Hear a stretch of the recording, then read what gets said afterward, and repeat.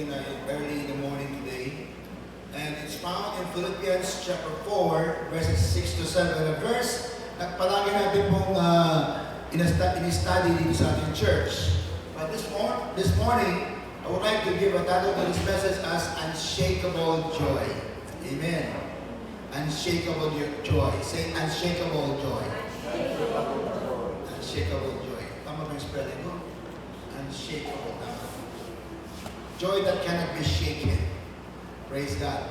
This found in Philippians chapter 4, verses 6 to 7. We'll go to that later on. And by the way, the message of this verse or this passage found in Philippians chapter 4, verse 6 to 7 teaches us how to have the peace of God, and how it works in our lives. Paano tayo magkaroon ng kapayapaan na galing sa Diyos? Kapayapaan ng Diyos. No?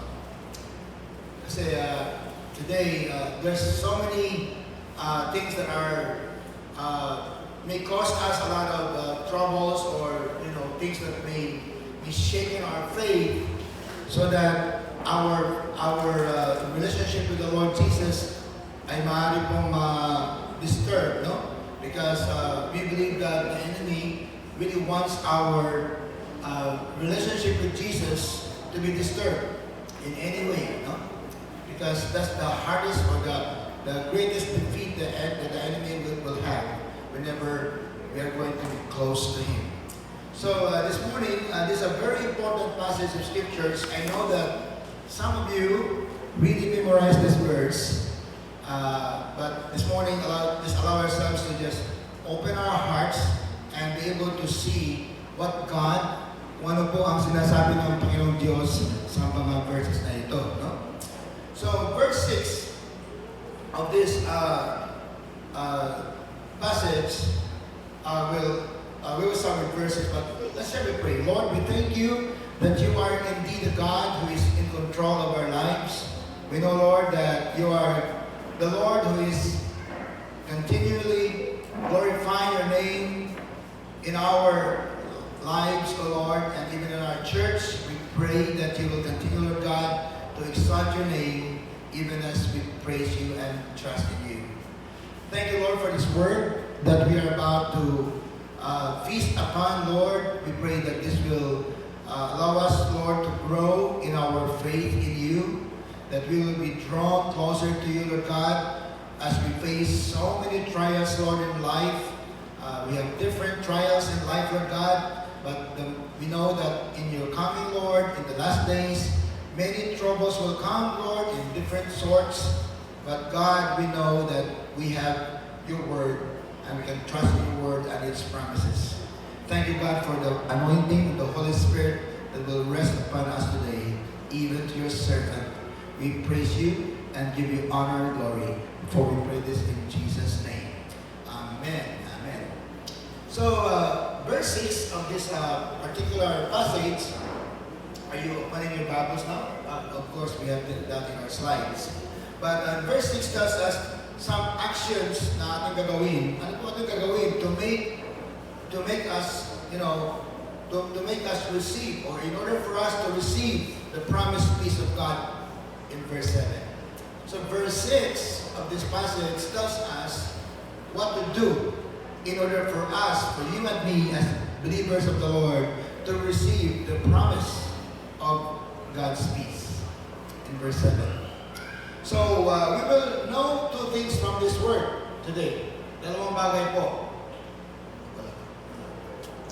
First is, we will know two things, and one is how we have the peace of God. Paano tayo magkaroon ng peace ng Panginoon? At ang pangalawa, what is its importance sa ating mga buhay? Ano ang importansya nito sa ating mga buhay?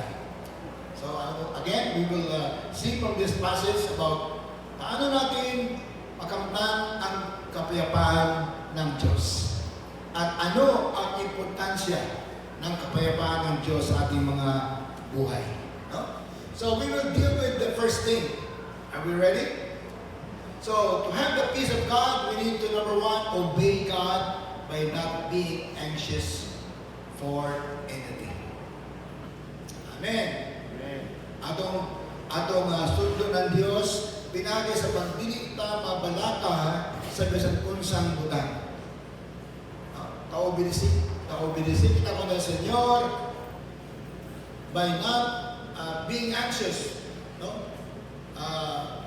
By not being anxious of anything, for anything. Yeah, verse 6 it says, be anxious for nothing. Say nothing. Nothing. It includes your family, it includes your business, it includes your job, your studies, your ministry, whatever you have. God said, do not be anxious of anything. Amen? Huwag tayo mag-anxious. Ano siya pakano sa anxious? Numatutid ka ni alingasa? Numatutid ka ni alingasa? Na maskin kosa. Ha? Disita o binisik kita konese. Nung makita man alingasa, maskin kosa, but in everything, by prayer and supplication with thanksgiving, let your request be made known to God. So it is important to understand the statement, be not anxious for nothing. Anong ibig sabihin? Be not anxious for nothing. I know it's easy to understand that. Be not anxious for nothing. But what are the underlying things or factors that make this statement to be more understood? Number one, we need to understand that it is a command. It is be. Sabi ng Panginoon, be not anxious. Hindi na sinabi na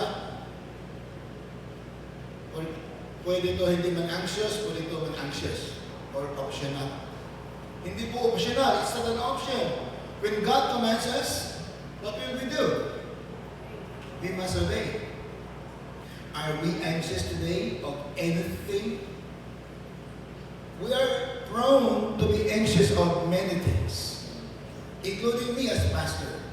But God is commanding us. El Diyos ay nagkuman kanaton. No mamantene alingasa. Namaskin kosa. So, when God said be, together with the command is the empowerment for us to obey. Because it's not easy to obey that statement. Do you think it's easy to obey that? Be not anxious of anything. Asa na kita, abangan ng diaton, eskalera, tena kita anxiety. Kung may kita kosa-kosa, maski peskaw, tena kita lingasan na diaton, baka tena kita magbuko. So no one is exempted. It's hard. It's hard to obey that statement, right? But with that command, God also has given us the power to obey. That's one thing good with our God, the Lord Jesus. When He commands us, He also empowers us to obey. In other words, when we obey God, we don't obey it only by our own self. We obey it according to His strength. We obey the Word of God according to His power. So we are not left alone. God is really, spoon-feeding us. Talagang lahat na binigay niya sa atin, na kahit sa Kanyang pag-utos sa atin ay meron pang ginawang Panginoon na bagay para ating masusunod ang Kanyang utos. So we give the Lord a hand of praise for that. Amen. He is worthy. Because whenever that's the case, that means to say that we can really obey. That means to say that though, or hard as it may be, the command is hard as it is, but we have the ability to obey it not because of us, but because of the power that God has given us in order for us to obey it. God is good. Amen?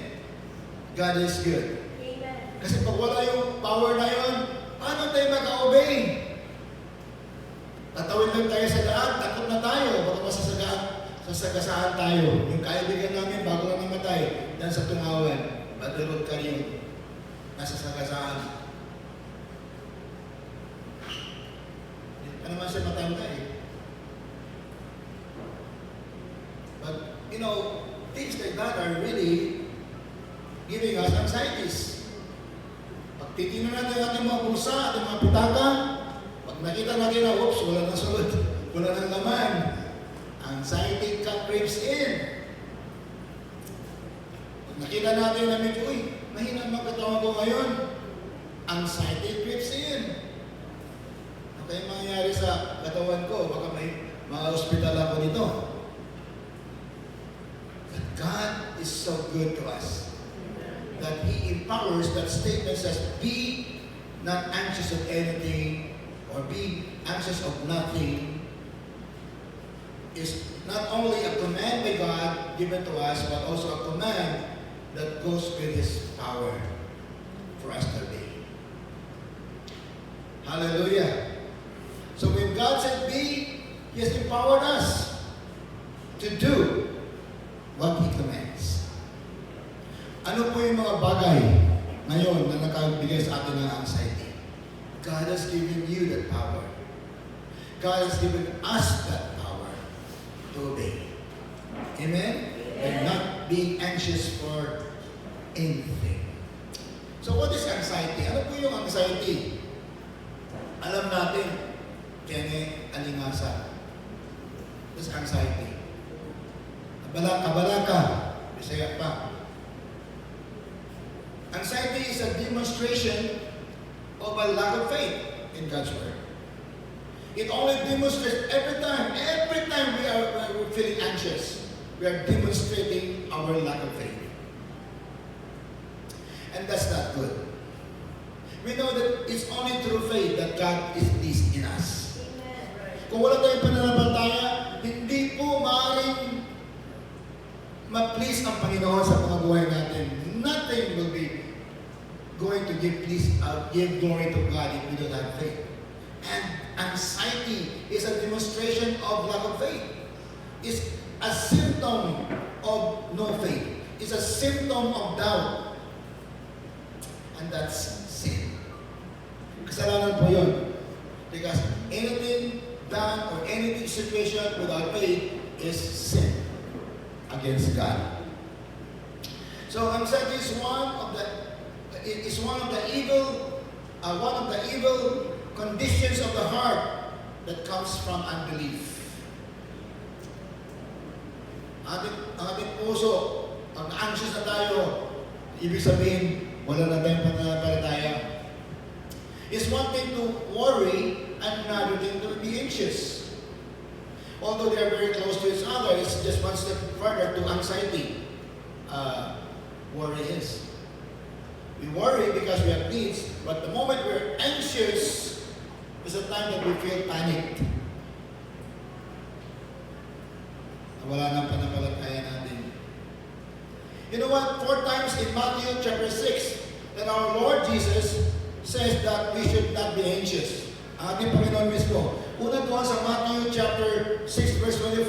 Sabi ng Panginoon, therefore I tell you, do not be anxious about your life. Kung mamamatay ka, do not be anxious. That's not easy, right? Sino hindi natakot na mamamatay? But Jesus said, do not be anxious about your life. May buhay tayo walang hanggan. Kaya sabi ko, kasi sa Newsman.com, sabi nila, pwede daw ang mga 65 pa mag-reservist. Sabi ng life colonel sa akin pumunta dito sa Minya, Pastor, pwede ka maging colonel sa reservist mo, sa iyong Kasi pag may digmaan, ready na. Sabi, pwede ba 65? Sabi na isang chaplain. Pwede ba 65, colonel? Sabi niya, pwede, mayroon na 78.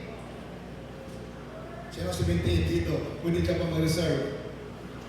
At kung matapos ka sa MS-21, MS-11 na sa MS-12. That is, ROTC, MS-11 and MS-12. Kung meron kang advanced, MS-22, MS-21, MS-22, mas mabuti. Meron ka ng college, meron kang MA, meron kang doctorate, mahaba, mataas pong rango mo. Walang sweldo.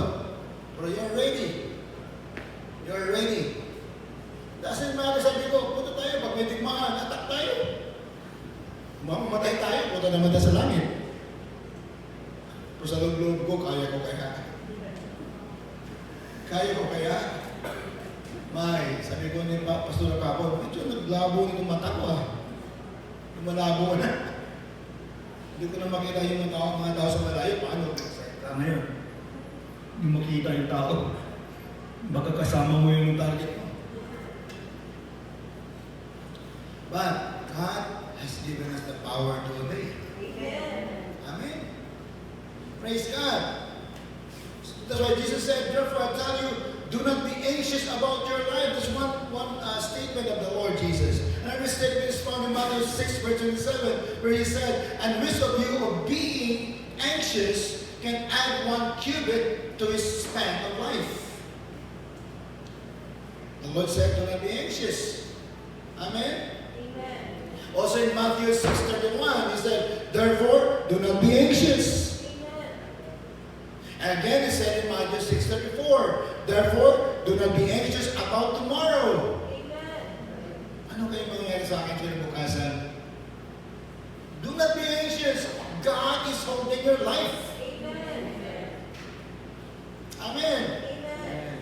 So much anxiety, Jesus says, comes from little faith. Kaya sabi niya sa Matthew 6:30, but if God so clothes the grass of the field, which today is alive and tomorrow is thrown into the oven, will He not much more clothe you, O men of little faith? So kung may excited tayo, meron tayong little faith. Kung may little faith tayo, we cannot please God. So if it is lack of faith, therefore it is a sin. Kung kulang sa pananampalataya, ibig sabihin ito po, anxiety po ay kasalanan. So again, obey God. Obey God's command. Do not be anxious of anything. Amen? Amen. Number 2, also to have the peace of God, para magkaroon tayo ng peace ng Panginoon, we need to ask God to help us and thank Him for the result. Amen? Amen? Paano, Pastor, kung nag-ask na ako, hindi pa rin? Ask God. Patuloy maghingi sa Panginoon. Knock, and it shall be given to you. Persistence. Amen. Amen? Knock. Huwag yung sipag ko pala yun. Buyag-buyag. Hindi, ganon. Knock, and it shall be open unto you. Knock ka, sabi ng Panginoon, na pagod yung tao sa loob, bubuksan ka. Of course, God is not impatient. So, ask God to help. In verse 6, be anxious for nothing, but in everything by prayer and supplication with thanksgiving. There are 2 words here. Of course, prayer and supplication are the same. Although prayer is a general term, supplication and thanksgiving are different kinds of prayers. When you supplicate to God, it's a form of prayer. When you thank God, it's still a form of prayer. So prayer is not only asking. Prayer is also thanking God. Amen. So God said, we need to ask help. For us to have the peace of God, we need to ask God to help us. Panginoon, tulungan mo po ako. Panginoon, tulungan mo po ako. Wala na naman. Panginoon, tulungan mo po ako. Huwag tayo maghinto. Amen. Hanggang sa ma-receive natin. And thank Him for the result. Thanking Him for the result will not only mean that we will thank God after you receive the result. But even if you don't have the result yet, you can thank God. Amen? Amen? Amen. So we'll go to supplication. Because prayer the two aspects of prayer are similar but distinct. No, prayer is a parang broader word ito that can mean all of our communication to God. When you pray to God, when you supplicate, when you thank God, when you praise God, when you intercede for somebody, all of those are prayers. Okay? So we'll go to supplication. Supplication directly asks God to do something. When I supplicate to God, I'm saying, Lord, please do this, O Lord. You are not commanding God to do things. God said, call upon me, and I will answer you. Amen? So we need to call upon God, directly ask Him for Him to do something. Because supplication is asking God to do it. That's why to have peace of God, we need to ask God to help us. Amen? Whenever God will help you, He will do something, not you, not me. He will do something for us in order for us to be helped. Because we are needy. We need help. Amen? So, to have that peace of God, we need to ask for God's help. We want God to do something for us. It doesn't talk about when or where. It just says that with prayer and supplication. Amen? Praise God. And then Thanksgiving. Anong Thanksgiving? Thanksgiving is filling our hearts with joy. Meron mga po salamat kayo. No, when you say thanks, you have to smile. Whereas the thanks is not really hard to be given. Diba? Kung pasalamat ka, bibigyan ka ng something, you have to smile. Thank you. Thank you. Doon ba magpasalamat? Thank you. Oh, meron din mag-iyak, pero iyak sa galak. Iyak sa ligaya. Amen? So, Thanksgiving is filling our hearts with joy.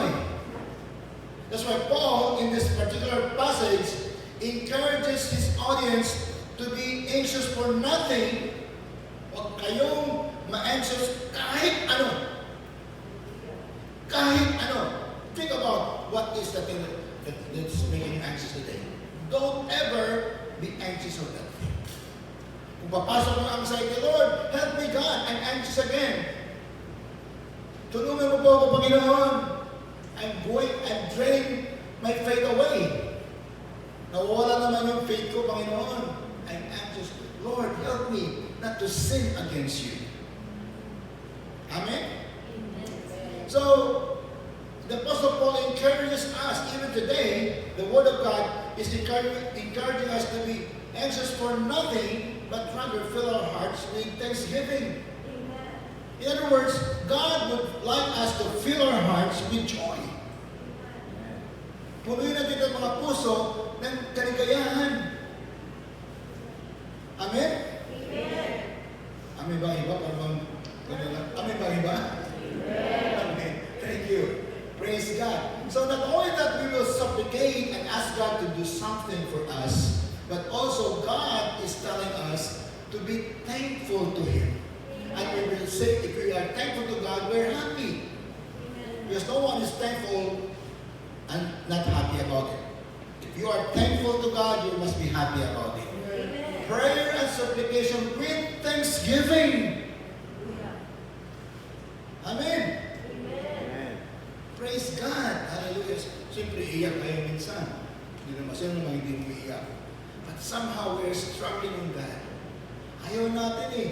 We don't want to complain to God.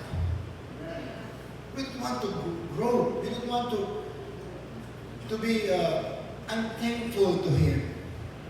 Dahil ba, hindi na sinagot ang prayer natin one time, hindi natin magpasalamat sa Panginoon. Again, God said, with prayer and supplication and with thanksgiving. Hallelujah. So, God wants us rather to fill our hearts with joy. Amen. Amen. He encourages us to always present our request with thanksgiving. Remember, knocking, not until it will be open. With thanksgiving palagi. What are you in? Where are you in? What situation are you in this time? Knock and knock. With thanksgiving in your heart. Lord, salamat Lord. Salamat Lord. Tuktukan ka, salamat na kasi Ginoo. Sige, tuktok yun. Amen. Amen. And there is no way one can be thankful without being joyful. If you are thankful sa inyong papa, mama, joyful ka. If you are thankful to your loved one or friend, you are always joyful. Amen? So the joy he was talking about here is the real and lasting joy. Itong joy na sa Thanksgiving, ito yung real joy. Ito yung lasting joy. Ito unshakable joy. Hindi ito ma-shaken. Kahit anong mangyari, the joy is there because you trust the Lord. Amen? So, this joy is originated deep within our hearts. Na kahit anong situations, whatever situation we are in, or any circumstance we are in, that joy is still there.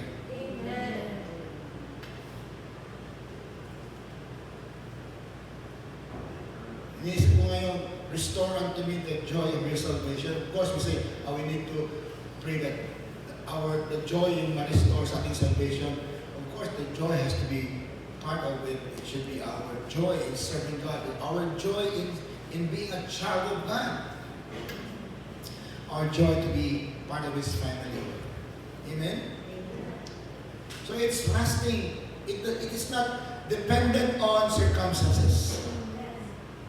The joy is not dependent on situations, negative situations. That joy is unshakable because even if you are in that negative circumstance, you are still thanking God. With prayer and supplication, let your request and with thanksgiving, let your request be made known to God. So the joy is really very dominant in Thanksgiving. When we have our anniversary, we have the joy in the Lord. We thank God. It's a Thanksgiving. Pag mag-birthday tayo, we are having joy in the Lord. We thank God for our life. Thanksgiving din yun. So, Thanksgiving or thankfulness and joy are tandem. Hindi po pwede ma-separate yung dalawa. You cannot be thankful without being joyful. Kahit anong situation. Amen? Amen. Because the word rejoice na sinabi po dito is to emphasize the importance of joy sa ating paglalakad sa Panginoon, kasama ang Panginoon. Our relationship with Jesus is the joy that we have here. Our relationship with Jesus, the joy in it, is not affected by anything, even your life. Not anything. That's why he said, be not anxious of anything. The joy is still there because we know we keep the joy. We need to guard the joy because the joy belongs to God. Amen. Amen. In verse 4 of Philippians chapter 4, it says, rejoice in the Lord. The same passage ito. Ito yung context ng ating binasa kanina, 6 and 7. Going back a little bit backwards. In verse 4, it says, rejoice in the Lord always. Say always. Always. Hindi sinabi, rejoice in the Lord when you have plenty. Hallelujah. Hindi sinabi ng Panginoon, rejoice in the Lord when you are victorious. Hindi sinabi, rejoice in the Lord when you are healthy. It says, always. Amen. Masakit man ang sakit natin, always is always. Amen. Hallelujah. Hallelujah. Again, I say rejoice. Amen. Double ka talaga, no? Redundance, parang emphasis. And again, I'll say rejoice. Mayroon kang rejoice, pero shampoo lang ata mayroon. totoo, walang joy. Kung may problema tayo, wala na, damage na talagang buhay natin. No! Your life is not damaged yet. If you are sick or if you have some defeat, seemingly defeat, you are not yet defeated. Rejoice in the Lord always. Right? Sa ating mga pamilya, sa ating pag-aasawa, sa ating relasyon sa ating mga anak, ano man yung problema natin, God is still need to be thanked for. Thank you. I read this verse in Habakkuk chapter 3, verse 17 to 19 because this really is a very wonderful verse na ating kong ma-relate doon sa joy ng Panginoon. Sabi dito, though the fig tree may not blossom, nor fruit be on the vines. Kaya kahit daw yung kahoy na igera, fig, no, yung dates, may not blossom, or anong tawag doon sa fig yung ginagamit niya sa spaghetti. Though the fig tree may not blossom, hindi na mamumulak lang. Nor fruit be on the vines, wala ng bunga, sabi ng Habakkuk. Though the labor of the olive may fail, and the fields yield no food. Wala ng pagkain, dahil walang bunga. Though the flock may be cut off from the fold, wala ng mga tupa, and there be no herd in the stalls. Sabi niya, yet I will rejoice in the Lord. What an attitude of thanksgiving. Amen? I will rejoice in the Lord. I will joy in the God of my salvation. Sakit ako, Pastor. Sobra talaga. Hindi mo na nalaman, Pastor, na grabe ito sakit ko. Rejoice in the Lord. Hindi po emotion ito. It's a will to rejoice in the Lord. Thank you, Lord. Sakit ng ngipin, sakit masyado. Oh, Lord, hallelujah. Thank you, Lord.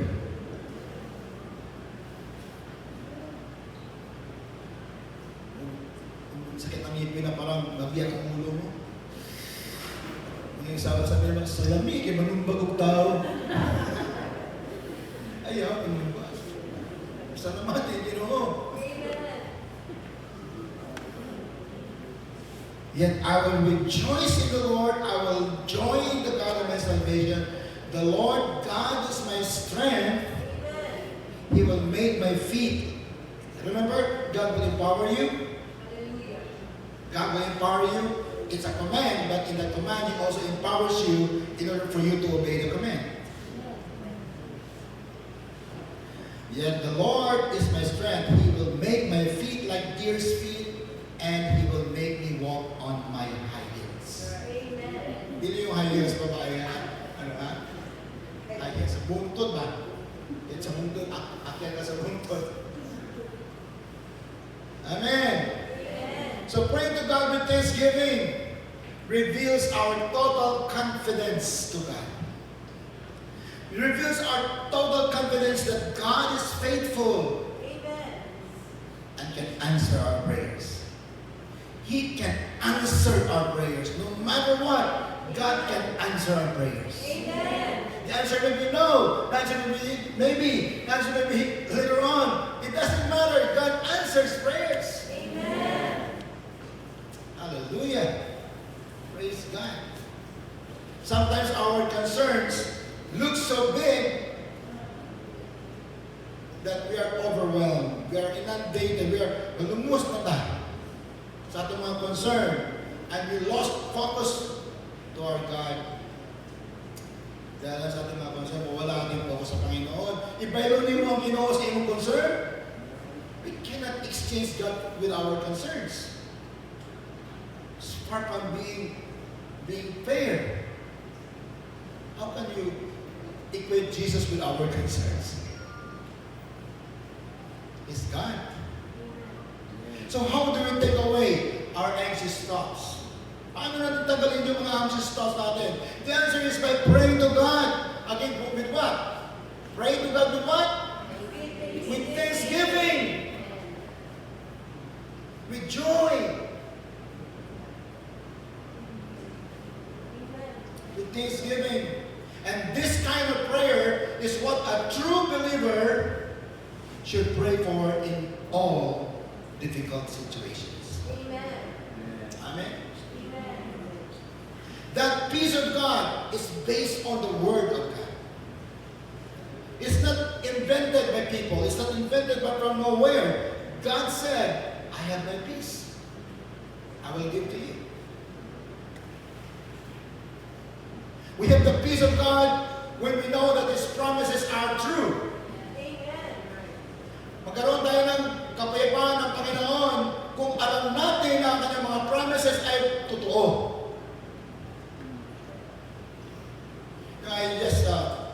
I was driving this morning and I was listening to, early morning I was driving and listening to a song by Dan Moen entitled, I Will Sing. I like that song. It really relates to this message. It says, Lord, you seem so far away. Lord, you seem so far away. A million miles or more it feels today. Wow. Parang malayo ka, Panginoon. It feels you are far away. Million miles. Saan ka, Panginoon? Ano sabi niya? And though I haven't lost my faith, I must confess right now, it's hard for me to pray. Ay, mahirap mag-pray. Pag nasa problema tayo, mahirap mag-pray. Especially prayer with thanksgiving. But God said, with prayer and supplication, with thanksgiving, let your request be made known to God. Amen. But I don't know what to say, and I don't know where to start. Nagtuloy-tulito ka eh. Marunong ka ba sa kanta na yan? But as you give me grace, ito na binigyan ng Panginoon, the power for us to pray. With all that is in my heart, I will sing, I will praise, amen. In the darkest night, through the sorrow and the pain, I will sing, I will praise. Yes, Lord, because your word is true. Because your word is true, I will sing. Amen. Kaya natin, kung wala ka pa sa problema na malaki, hintayin mo na. Darating yun. But remember this always. Sing to the Lord. Always. Jesus is worthy of our praise. Jesus is always worthy of our thanksgiving. In any circumstance, in any situation, He is worthy of our praise and thanksgiving. Amen. We will sing to God. That's the second thing. We have to ask God to help us and to thank Him for the result. Number 3, last one. Pray to God in a specific manner. Ang punta sa Ginoo sa specific manner. Of course, that's very easy to understand. But the specificity of this thing is not just, Lord, I need a shoes for God, color brown, and Lord God, gusto ko yung heel niya ay matigas. Hindi lang, ganon. Specificity of something that we ask from God is more than that, more than the things that we ask for. It's our attitude. Dapat specific yung ating attitude. Amen? Kung tayo po yung humingi sa Panginoon, tayo po yung nangailangan ng peace ng Panginoon, kailangan po specific tayo sa kanya. Be anxious for nothing, but in everything, by prayer and supplication, with thanksgiving, let your request be made known to God. What is your request? Lord, kahit, Lord, wala ako, hindi mo ako sinagot, Panginoon. Give me the power to praise you, Lord. That's specific. That's part of being specific. Our attitude. Lord, siyempre, Lord, gusto ko, Panginoon, on this day, Lord, November 20, Lord, patanggap ko itong bagay na ito. O tama naman yun, specific din yan, November 20 pa eh.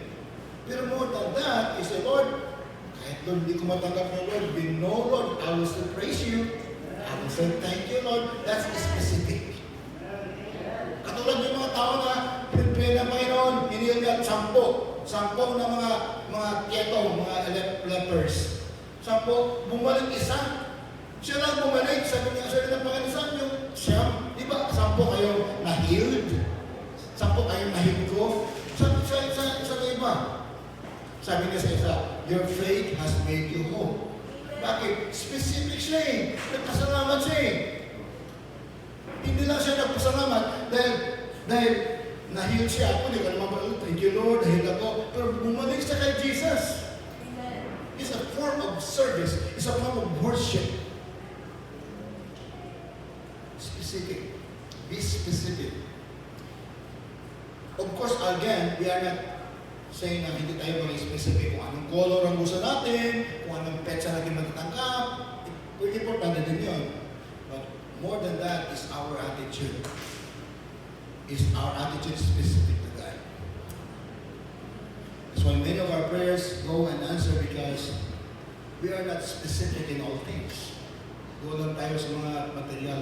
How about our Lord, kung i-answer mo ito, Panginoon, alam ko, Panginoon, na kung i-answer mo ito, prayer ko, Panginoon, ito po ay dahil po gusto mo akong lalapit sa iyo. You know what the reason why God answers our prayers? Or not answer our prayers is because He wants us to come to Him. In other words, the end result, the end of everything is not the answer of our prayers. The end of everything is for us to come to Him. His relationship, our relationship with Jesus, is more important than the thing that we receive. Or we don't receive. Ang problema sa mga Kristiyano minsan, wala naman din sa atin siguro yun, eh, puro lang, Lord, patanggap ko lang ito, Lord. Pagkatapos hindi ka pumunta ng church eh. Nag-bless na eh. Wala na. Bakit ganun? Nag-bless na nga tayo eh. Ang blessing natin ay hindi po end. Ang blessing natin ay means. Para tayo ay lalapit sa ating Panginoong Isus. That's thanksgiving. And that's specific.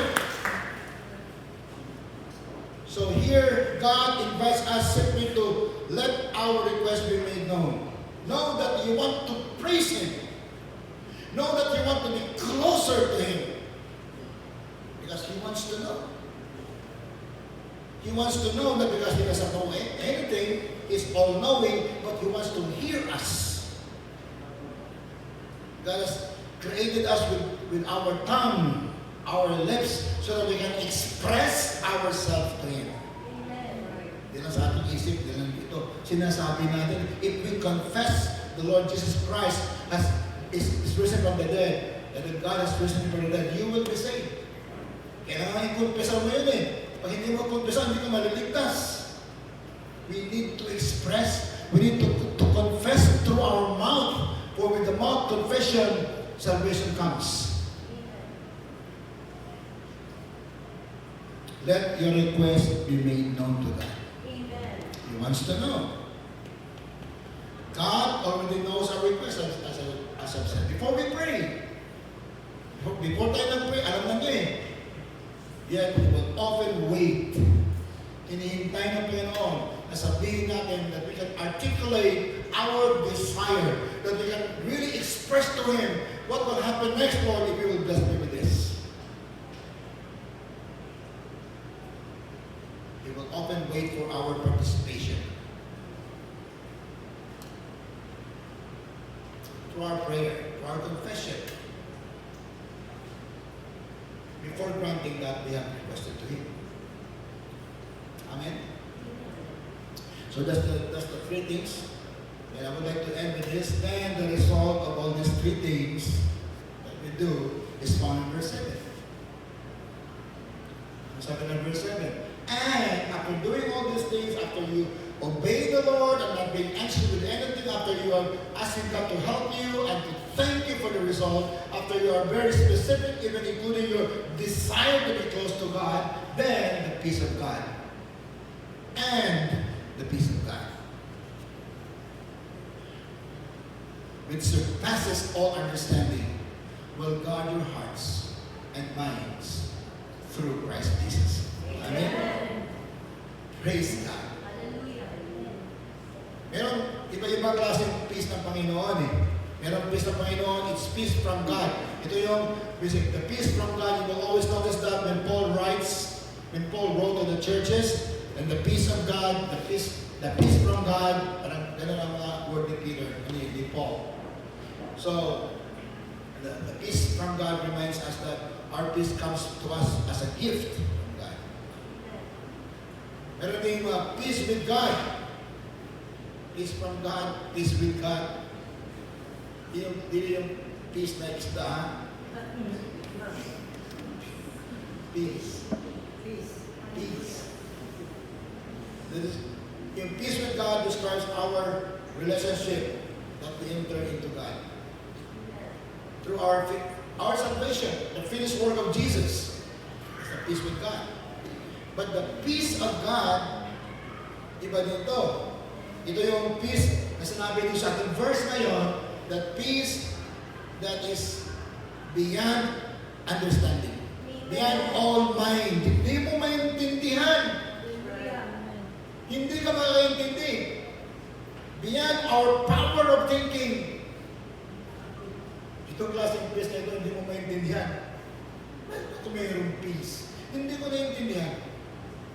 Tapos na meron. Umiyak naman ako. Nagsabi naman ako, pero may peace. The peace of God ang tawag doon. May problema nga sa pamilya. Bakit may peace ako? Hindi ko maintindihan. Because you have the peace of God. Amen. You have done maybe all the three things that we have mentioned about in verse 6.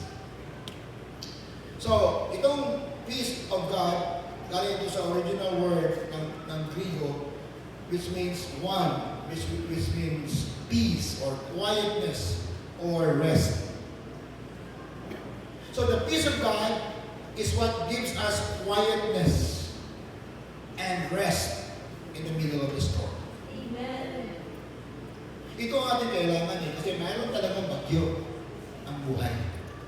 Whether you like it or not, I will always think, 65 na po Lord, pagkadarating araw, hindi na ako makatayo. Bagyo yun, ha? Hindi na ako makapagsalita. Bagyo yun, magdadala ko eh. Bagyo yun. The peace of God is what gives us quietness Amen. and rest in the middle of the storm. That's what we need. For a lot of people, para sa kanila, ang peace ay kung walang conflict, peace yun. Walang conflict, walang gera, peace yun.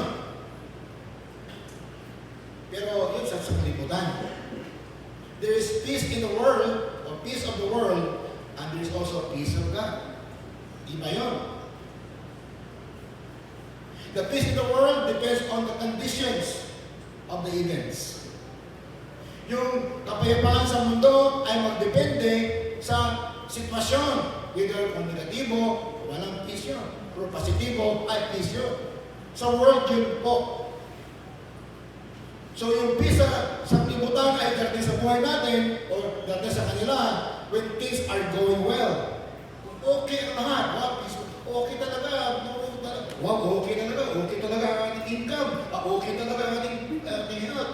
Okay. Ito, okay talaga ang ating relasyon. Peace talaga yun. Para sa sanglibutan. Pero pag mawala yung lahat, wala yung peace. Kasakit na, wala ng peace. Saan ang peace na punta? Nagdepende sa event eh. Nagdepende sa kondisyon. Yung kondisyon hindi siya permanente. Hindi din permanente ang peace natin. Kung yung peace sa sanglibutan ang ating gagamitin. Because that kind of peace of the world depends on the circumstance. Kaya hindi po siya epektibo. Kaya po ang Panginoong Isus po, Jesus our Lord made it clear, or He made a clear distinction between Yung peace niya at ang peace sa sanglibutan. Iba. Sabi niya sa John 14 verse 27, "Peace I live with you. My peace I give to you. Not as the world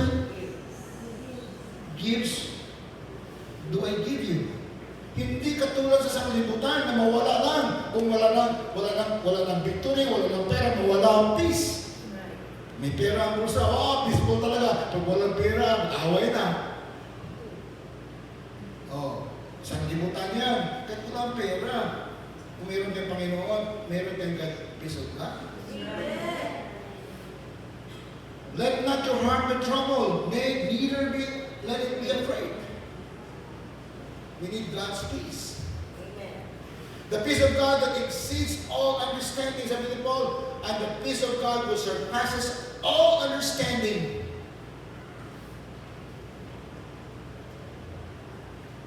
Does not come from having everything worked out. Does not come from having everything worked out as we desire. Kung hindi na work out yung isang bagay na according to our desire, there's no peace.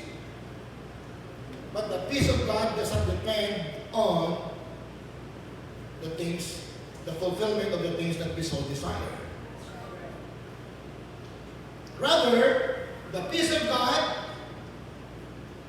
comes from knowing that whatever situation we find ourselves in, kahit anong sitwasyon tayo meron, our joy remains unshakable. For our victory lies in Jesus and not in our situations. Amen!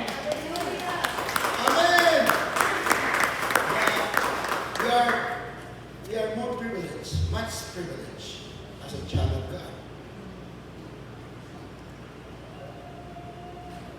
It's not dependent on our situations. In verse 7, "And the peace of God," sabi ni Paul, "which surpasses all understanding will guard your hearts and minds in Christ Jesus." Amen.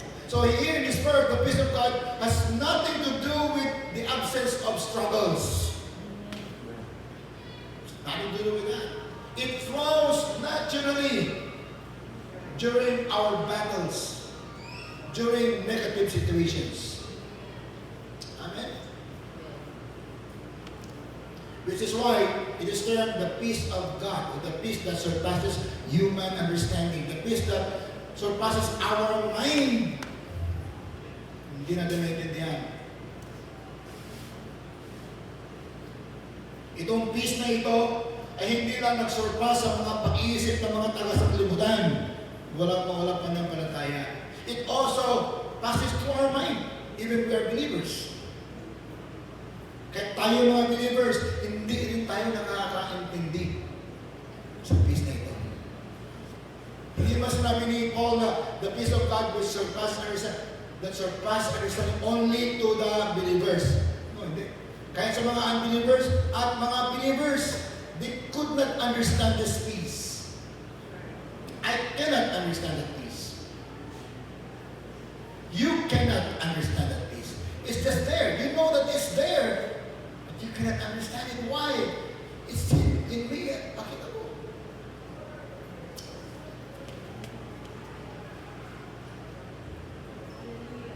Kaya sabi sa verse 7, "The peace of God, which surpasses all understanding, will guard your hearts and minds." Ito yung nagagwardya sa ating mga puso para hindi tayo maging anxious. The word guard here speaks of a military action. Security. Meron tayong seguridad. Meron tayong peace of God. We are secure. We are safe. This is something that the peace of God does for us. It is the peace that guards our hearts and our minds. Glory to God. Dalawang binabantayan ang ating pag-iisip at ating mga puso. Kaya yung mga tao, wala yung mga okay lang ang side na itong mga sitwasyon na yan ay is often connected to an absence of the peace of God. Nagpanik na, nagwala na, wala na pag-asa, diskurahin na. That's the absence of God's peace in their lives. The peace of God then does not act as a guard of their minds and their hearts. Hindi po nag-act, wala pong seguridad.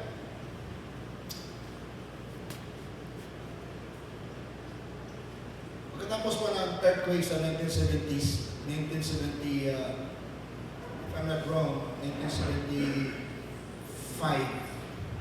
76, so dito sa Mindanao, there was a big earthquake that hit Mindanao, starting from many places, from different provinces in Mindanao. Nagkaroon nga ng tidal wave sa Pagadian. I was in Iligan then, 1976. So after the earthquake in the 70s, kasi meron ng mga tremor araw-araw eh. I visited my parents in my hometown. Pumunta ako sa mga parents ko, papa't mama ko, doon sa lugar ko, sa pinanganak, sa Pulambugan, where everybody was much alarmed. I found out that people were so alarmed. Grabe talaga, kung mga mata niya parang gano'n lang, unti-unti lang, kakalog eh. Sa buwan nga din ba? Ano din? Nangyari? The same time. So, nang dumating ako sa bahay, I was surprised at the calmness and the apparent joy of my father. Sabi ko, si Papa, kalma lang mo si Papa ko. Sabi ko sa matanda, I asked him, Pa, are you not afraid? Sabi ng Papa ko, no. And with a big smile on his face, he said, I rejoice to know that I have a God who can shake the world. Amen. Hallelujah. To God be the glory. Amen. Amen. That the God who is in control of the world. I was surprised at this answer. Grabe na sagot. Walang makapagkalog sa buong mundo. Sino ang magkakalog dito? It's only God. Amen. It's the most powerful. I rejoice to know that I have a God who can shake the world. You know what, church? In order to have the peace of God in our lives, we must look unto God, not our brothers. Amen. Amen? Amen. Amen, mga kapatid. Walang magpikpik. Walang mag-suicide. Walang magpakamatay. If we look unto God, that's what the word of the Lord said in Hebrews chapter 12, verse 2. Looking unto Jesus, the author and the finisher of our faith. Amen. Hallelujah. Sometimes things might be going in a direction that we don't expect. Minsan ang mga bagay-bagay sa buhay natin ay nagpunta sa mga direksyon na hindi natin inaasahan. And we feel so anxious in our doubt and our disbelief. You know what? The only solution is to approach God in prayer, in supplication and thanksgiving, and ask for His peace. Amen. Glory to God. Hallelujah. Hallelujah. God will be victorious in our problem now and the burden of our future only if we look unto Him and present them to Him in prayers. Sa bandang huli, God will give us His peace Amen. that surpasses understanding. Hindi natin maintindihan. Marami pang problema sa buhay. The Lord's peace is there. Amen. We will not understand it, but we know it's there. We cannot even explain such peace, but it is really there. Nandoon ang peace. It is present. The peace is present. God's peace is present. It is the peace of God that will help us guard our minds and our hearts. keep our relationship with the Lord Jesus Hallelujah. intact. Amen. Amen. Amen. Amen. Hallelujah. Somebody will stand, please. Hallelujah. Thank you, Lord. I don't know what situation you are in. All of us can be a victim of the enemy if you will not really be careful about this thing.